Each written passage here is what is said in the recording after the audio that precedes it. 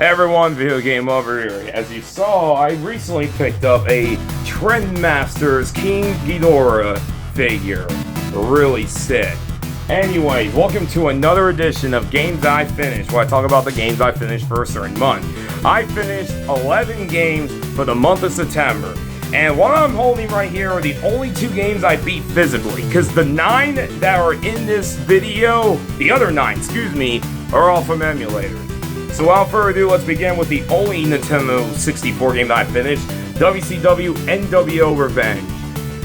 This is a very good wrestling game. Definitely the best WCW game ever made. It's made by Aki, who eventually did WWF No Mercy, but this is a really good game. Really good music too. I love the music in this game. So really good game. And World of Illusion starring Mickey Mouse and Donald Duck. This is another pretty good Disney game for the Sega Genesis, but the one thing I don't like, there's 2 things I don't like about the game. One is that there's a lot of trial and error in certain stages. There are times like you'll be on this, if you're Donald Duck, you're like on this lily pad or something, and you have to make precise jumps, and not you die instantly. And the bosses are a joke in this game. Like, this game has some really easy bosses. I get it, it's kind of targeted for a younger audience, but still a good game. Alright, so now I finished 4 other Genesis games. So, the entire month I finished 11 games. So, let's begin. Jewel Master for the Sega Genesis. Other than its really catchy music, it's not a very good game. It's very annoying. They just throw so many enemies at you and you don't have time to kill them. It's not a bad game. It's your typical side-scrolling game, but it's nothing really great. Mystic Defender, another decent game. It came out very early in the Genesis life.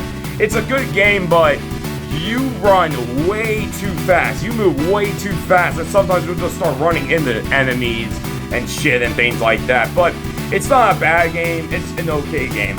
Atomic Robo Kid, I played this game because Megadan did a video or playthrough of it, and I believe a no-death run of it. It's a really good game. A really fun shmup on the Sega Genesis. I need to get a copy of that game along with Biohazard Battle, but Atomic Robo Kid is a pretty solid game. And the last Genesis game I finished is Sparkster, which is Rocket Knight Adventures 2. Now, I am going to talk about the Super Nintendo version in just a moment, but the Genesis version of Sparkster is the true sequel to Rocket Knight Adventures. It says it, Rocket Knight Adventures 2. It's a pretty good game with great music. I love the Stage 2 theme, it's so good.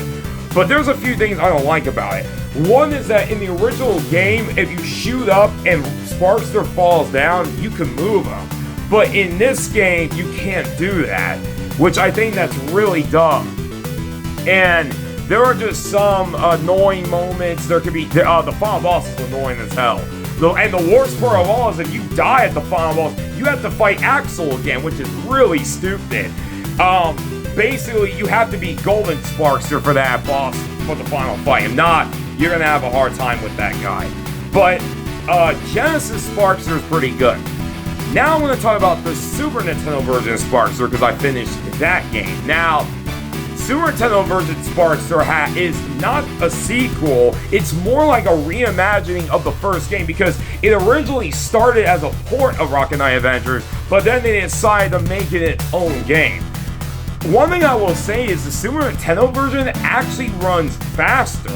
Like, Sparkster moves a lot faster and smoother. Sounds really good, right? The game's really good.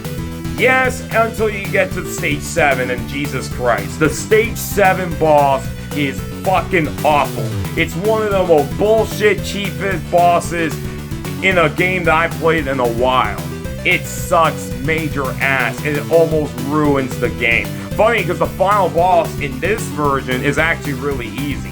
So, but Sparkster on the Super Nintendo is a good game. Both are good, but I don't like it as much as Rocket Knight Adventures 1. I still think that's the superior game.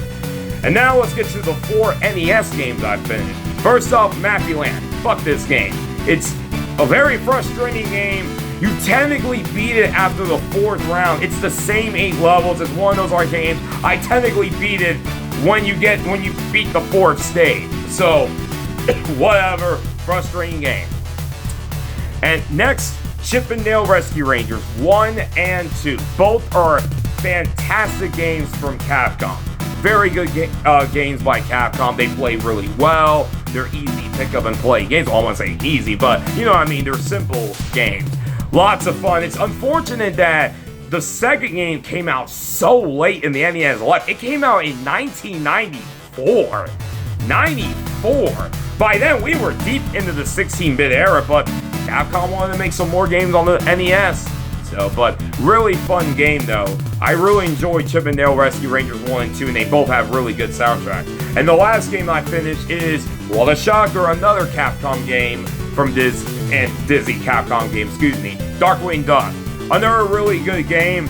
Can be pretty difficult. It's like a run and gun game with some really good music, but it plays very well, and it's another solid game. As I mentioned, I believe that all the other games, Chip and Dale 1 and 2 and Darkwing Duck, I believe they've all been ported to the Game Boy.